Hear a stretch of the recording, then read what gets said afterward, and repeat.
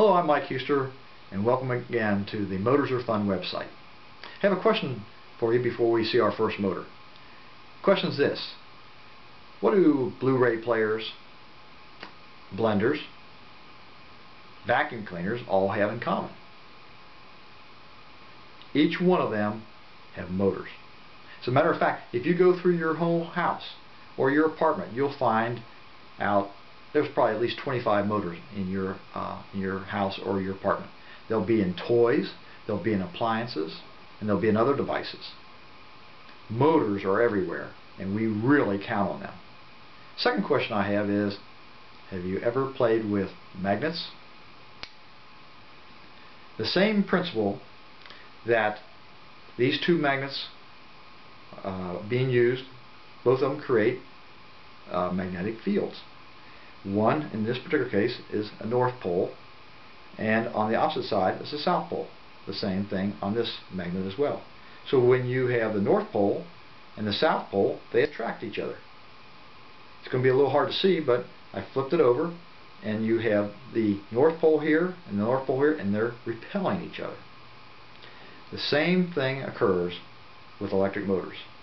The same attracting and repelling forces are used to create motion. Now let's take a look at our first motor. An electric motor uses the attracting and repelling properties of magnets to create motion. Let's take a little closer look at these, what they call permanent and temporary magnets.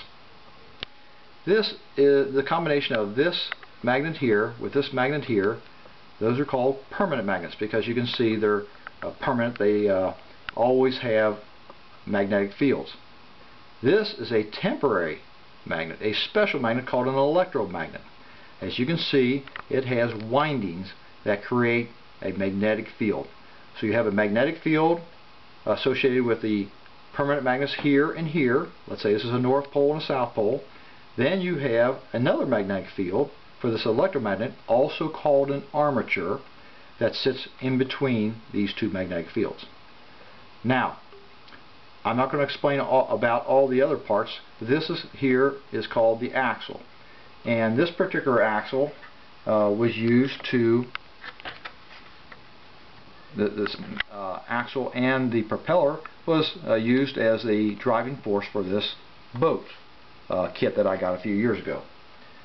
So I'm now going to connect up the source, which is the battery here.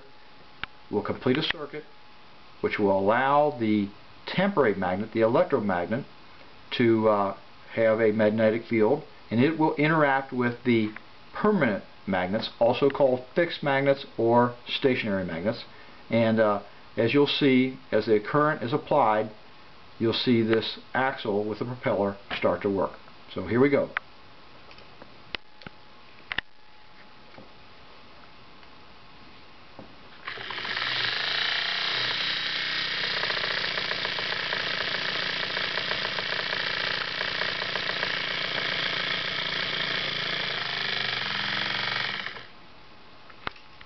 Thank you.